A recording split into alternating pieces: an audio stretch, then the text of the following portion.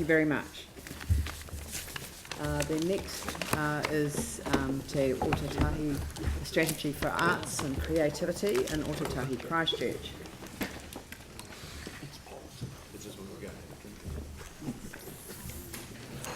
This is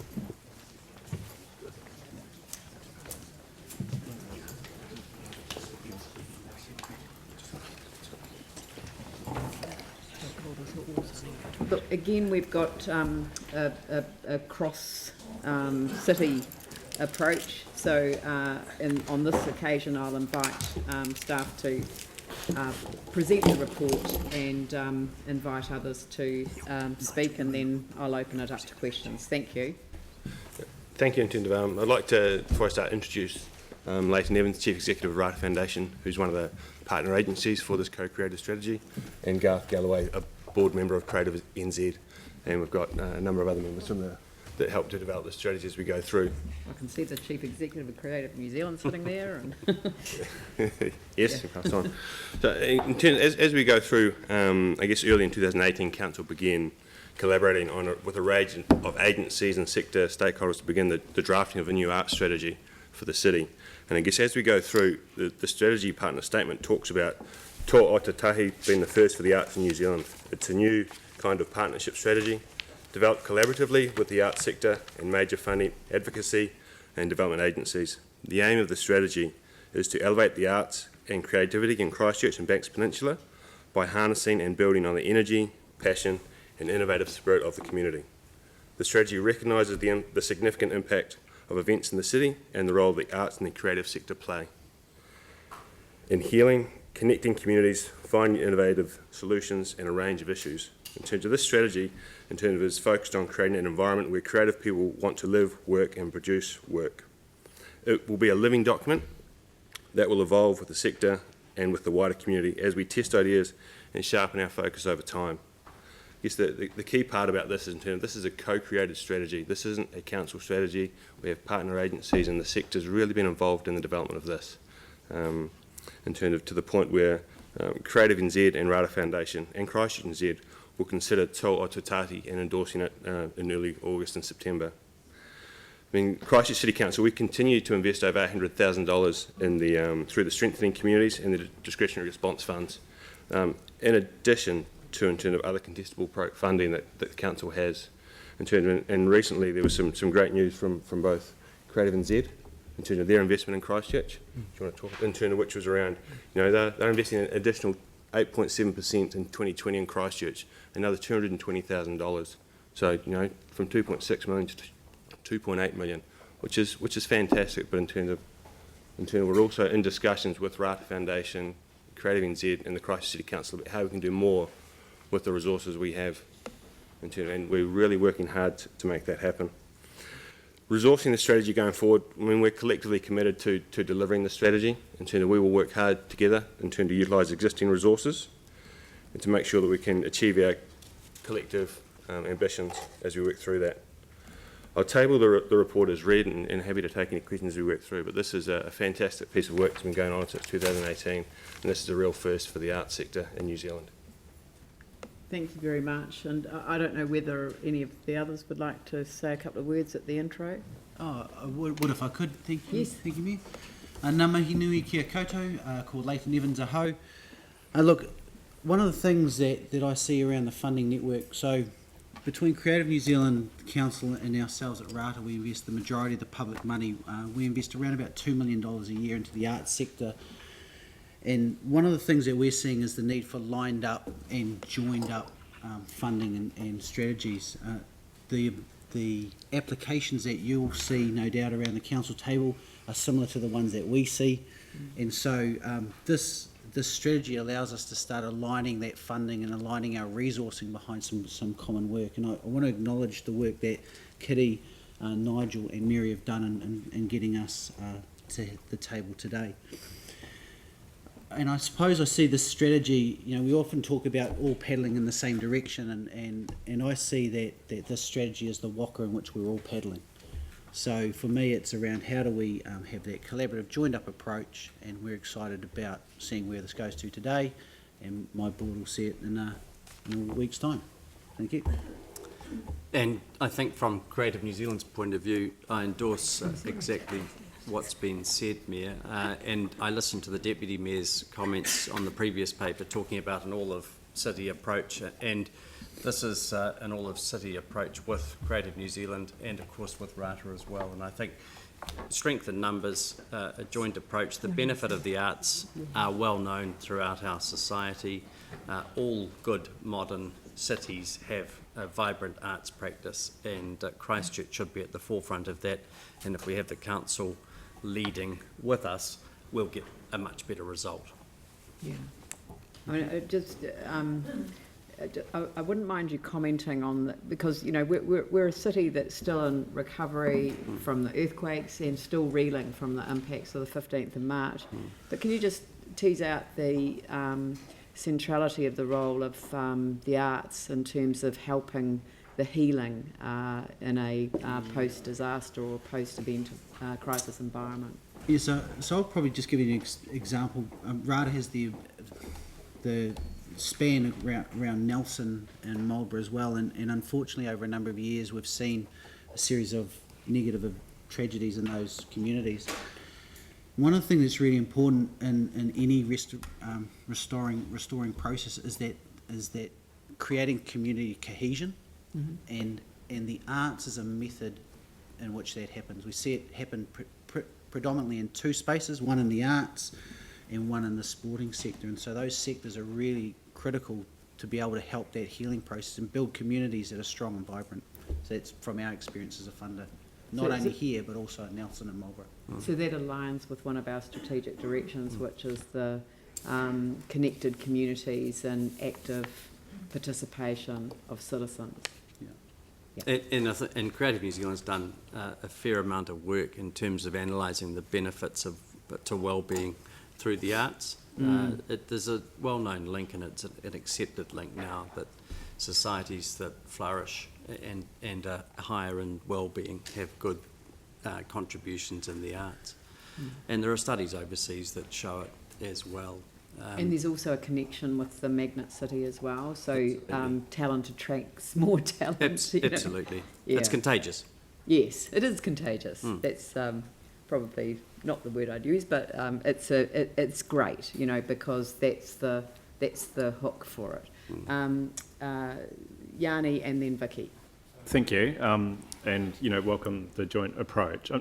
Going forward, does this mean, like, for example, when we're building cultural facilities that, like Rata and Creative NZ, might be contributing to the capital cost? You know, things like the Robert McDougall, the museum. Would this give a greater opportunity for more investment from external than council sources towards some of the things that we want to achieve? Yes. Great. And just one question for staff, then, because if you look at our financial implications, you see that it says that the status quo, the cost to implement is the status quo, but it talks about our discretionary spending commitments, which obviously can change depending on the number of applications and the priorities. But then in the strategy, under the action on page 217, one of the key actions is increasing investment in the arts and creativity over time, and increasing and supporting investment in creative education at all stages. So I'm just kind of trying to marry those two pieces of information. Just mindful that we have had some public criticism of cuts to the arts over the past 12 months. So just trying to understand how we can meet the action without increasing the budget. Council doesn't fund everything, and we don't have to fund everything as we go through that. And I guess that's the collaborative approach that we've taken here. So in terms of the $800,000 that's in the status quo is a trend over time from those two funds. So in terms of, I guess that's part of partnering how we can do this better, but making a more efficient use of the resources we have. So, And the thing that I'd add to that is that there seems to be two elements to the funding. One's about the infrastructure that supports the arts, and those are typically going to be community-based facilities that have a wider range than just one specific target group.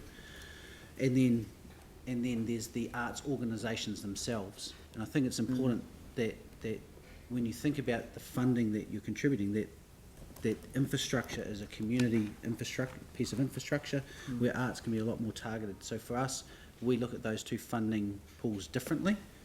For example, when we look at community infrastructure, we think about how wide a value it adds. Is it part of a network? Is it all part of that? And when we look at the organisation, we think about how strong they are to support the arts sector. So I think over time, whether it's about using the funding that we have smarter as well, and I think that'll provide some early wins, and then being able to increase the investment like with CNZ over time.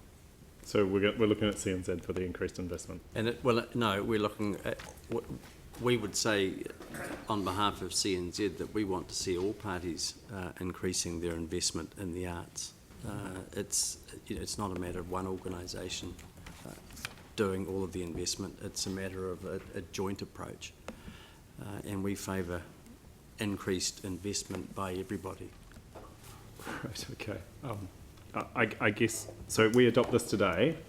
What's the first thing we do tomorrow now that we've got this? Like, when do things, tangible, concrete things actually happen in terms of going forward once we adopt this? What's the kind of first 2 or 3 things that you would do? So are you asking that of the council or the group? Well, I mean, it's a Implementation. Yes, so I'd see us shifting to implementation, and so a way in which RATA will do that is that when it starts looking at the arts-based applications that it receives, we'll be asking a question: how does it align to the wider strategy? We currently do that with the council's multicultural strategy and a number of other strategies that council have. So that's a tangible alignment that we'll look to make straight away out of it. Yeah, and then from a council perspective, it's how we continue the discussion that's currently underway with creativinty and RATA about aligning the funding sources that we do have to make sure we can get the best use out of those. And at the same time, we're looking in terms of the roles that our community arts team plays within delivering this arts strategy. We did have some discussion through the joint leadership group about establishing an arts office and what that would mean, but I think we need to take our time to work through how we get the people engaged and involved with the strategy. So it's not a deliver it tomorrow, it's start working towards, because this is a living document we will start to work towards delivering of. It's not a change it tomorrow. So we will certainly start to align our work from a council staff point of view against this strategy and what's prioritised. Vicky and Tim. Thank you. Just in relation to the document, it starts off using arts and creativity and then focuses on arts and artists. Can I just be clear that the strategy deals with creativity in the broadest possible sense? And I reference an application some years ago to the Creative New Zealand at that stage for kids to be involved in creating things, but it didn't involve a person who was an artist and therefore didn't qualify. Is that overcome in this strategy? So is this about everybody's creativity, or do you have to call yourself an artist in order to be creative? No, it's all encompassing in terms of So yes, where it just refers question. to artists, it actually means everybody's creativity, and we're quite clear on that. Absolutely. Good, thank you. Tim? Thank you, and kia ora, Garth, and welcome. And thanks, Nigel and Kiri. I mean, the tri-agency approach is fantastic because, you know, in the past, as we know, people have gone left, right and centre, and we've got some very good examples of artists, management organisations in our audience behind you in the cheap seats. But what I'm kind of interested in is artists, their very nature, they're not slow in coming forward, but many of them are disorganised when it comes to the format of funding and approaching funding. It's just a natural aversion to the creative side of things. So organisations that have really good management systems, which I've said behind us, but those artists and perhaps those alternative networks that don't, how are they going to be catered or looked at if we're going to be all-encompassing? From a council staff point of view, in terms of we have a team of arts advisors that work quite closely with the community, so working with those artists you described, so in terms of certainly working with not just those that are well organised, but this is all encompassing. It's how we deliver it and prioritise that work, because obviously small team, but certainly want to work with everyone. Cool, thank you. And I really commend the way you've gone forward. I think it's well and truly good timing for it. It's been, yeah. Thank you. Phil? I just want to ask you about how the combined collaborative group will function in the future, particularly from a governance perspective. Like in the past, we've had PAG in relation to council. So I'm just interested in, is there a proposal too, besides this strategy, as to how in fact we might have a combined governance way of working with the arts in the city? Good question. In terms of work through, so for this strategy, in terms, we've talked about a joint leadership group or partner agencies to talking through how we would deliver this in terms of, I see this as a co-creative strategy for the sector in terms of them working out how we work with everyone else through this. In terms of, I don't think we've landed on exactly who's going to be part of that joint leadership group or the governance group per se, but in terms of certainly there's a commitment from the organisations at the table today, and then in terms of people will be able to endorse and align themselves with the strategy as well. So Information in relation to that, what you've just told us, would come to council in the future for clarity for council. yes, we can update that. To implementation. Thank you. That's good. So, would someone like to move the recommendations? Phil, seconded by Sarah. Is there any discussion? No. Sorry, just wanted to check. Have we approached Ngāi Tahu to be part of the funding and part of the leadership group? We've been part of it. The funding. Yeah. Yes, Ngāi Tahu were a partner agency with this, yes. Oh, they are. Okay. Yes. Yeah. That's great. Okay, thanks. But that doesn't necessarily mean that they're a funding agency. No. But they do actually provide a lot of public art in the city through what they do. So I don't know, I just want to be clear that that doesn't create any sort of kind of issue. No, so to be clear in terms of they were involved in terms of part of developing this co-created strategy. I was just looking forward, whether the joint leadership group, it just says that it'll be the partner funding agencies to better align, but given the significance of Ngāi Tahu and Māori in this document, and given, you know, the cultural expression that has been, you know, tried to be achieved and could be improved, I would just kind of wonder why they wouldn't be part of that joint leadership group. But Yeah, that's fair. They are, or they will be going forward. Yeah. Okay. So, is there any debate? I'll put the motion. All those in favour say aye. Those opposed say no. That's carried. Thank you very much, and thank you for all your